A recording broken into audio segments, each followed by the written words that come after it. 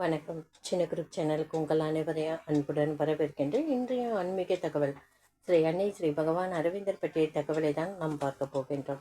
அன்பர்கள் அனைவருடைய பிரார்த்தனையும் ஸ்ரீ அன்னை ஸ்ரீ பகவான் அரவிந்தர் திருப்பாதங்களை சமர்ப்பணம் செய்கின்றேன். நம்பிக்கையான நியாயமான பிரார்த்தனைகள் நிச்சயமாக கைகூடும். மனிதன் தன் பூர்வ ஜென்மங்களில் பெறுவதை சுபாவமாக பெறுகிறான். அது உயர்ந்த சுபாவமானால் குடும்பத்தின் மூலம் அது சுபாவமாக குடும்பத்தின் மூலம் அது சுமூகத்திற்கு எட்டி சுமூகம் ஏற்பதால் அனைவருக்கும் முடிவில் கிடைக்கிறது. மகா புருஷர்கள் உலகில் குறைவு. ஆனால் எந்த ஊரிலும் பெரிய மனிதர்கள் என்பவர்கள் பெரிய ஆத்மாக்கள் அவர்கள் பலருண்டு.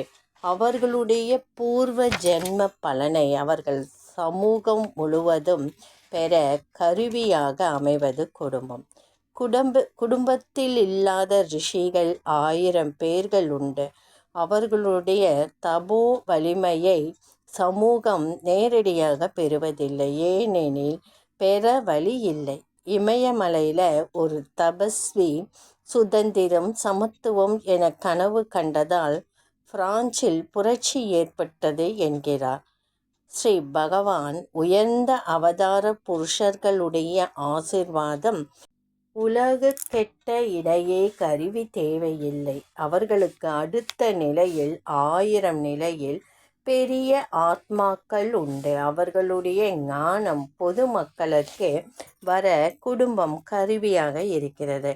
சமூகம் சட்டத்தை நிலைநாட்டி அதன் உறுப்பினர்களை பணிய வைக்கின்றது.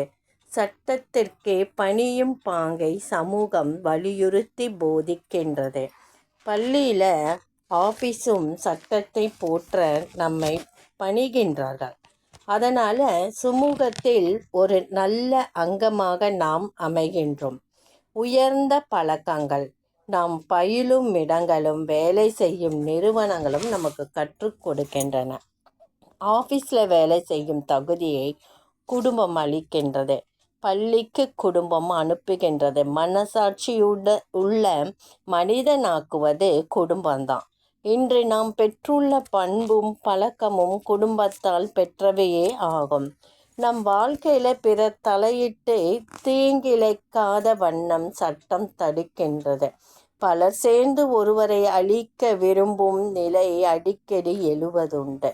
சமூகத்திற்கு எதிராகவோ புறம்பாகவோ ஒருவர் செயல்பட்டால் அல்லது ஒருவன் செல்வம் பெற்றால் புகழடைந்தால் 4 பேர்கள் சேர்ந்து 400 பேர்களை திரட்டி அவன் வீட்டை கொளுத்த வேண்டும் என்று பேசுகின்றன. போலீஸ் ஒன்றுமில்லா விட்டாலும் வெற்றி பெறும் எவரையும் அவனை சுற்றியுள்ளவர்கள் அடித்து கொலை செய்வார்கள். 1939 ஒருவர் ஆங்கிலேயருடன் கூட்டு சேர்ந்து ஏற்றுமதி வியாபாரத்தில் 25 லட்சம் சேர்த்து விட்டார். பணத்தை தம்மிடம் இருந்து பத்திரமாக அகற்றினார். உடன் பிறந்தவர்களும் உற்றார்களும் விஷயம் அறிந்து அவரை தேடி சென்னைக்கு வந்தனர். பணத்தை காணாமல் அடித்து சென்றனர். போலீஸ் இல்லாவிட்டால் உன் உடைமை பறிபோகும். தைரியமாக ரோட்டில் நடக்க முடியாது. ரவுடி ராஜ்யம் நடத்துவான். ஊரார் அவன் பக்கம் இருப்பான். இன்று நாம் நிம்மதியாக தூங்குகின்றோம் வாழ்கின்றோம் என்றால் நாட்டின் சட்டங்கள் ஆள்கின்றது. உனது கம்பெனி ஆபீஸில் உள்ள சட்டம் உன் வேலைக்கு பாதுகாப்பாக இருக்கிறது. எவரும் நினைத்த நேரம் உன்னை வேலையிலிருந்து டிஸ்மிஸ் செய்ய முடியாது. எனவே எதிர்காலம் உண்டு, வாழ்வு உண்டு, நிம்மதி உண்டு, பாதுகாப்பு உண்டு என்ற தெம்பு உள்ளது. இந்த பாதுகாப்பு இல்லாவிட்டால் என்ன நடக்கும்? இரவு பகலாக வேலையை பற்றியே நினைத்து கொண்டிருக்க வேண்டும். எவரை கண்டாலும் பயப்பட வேண்டியிருக்கும். நியாயமாக பேசவோ நினைக்கவோ செயல்படவோ முடியாது. வேலையை நிலையில்லை எனில் நியாயம் எங்கே? வேலை கிடைக்க நாம் செய்வதெல்லாம் நியாயம் என்று தோன்றும். சட்டமும் ஒழுங்கும் நியாய மனப்பான்மையை பாதுகாக்கின்றது. மனம் உயர்வது அறிவால், உன்னதம் பெறுவது மனசாட்சியால். மனதில் சாட்சியாய் நம் அறிவும் பண்பும் நிலைத்து நிற்கின்றன.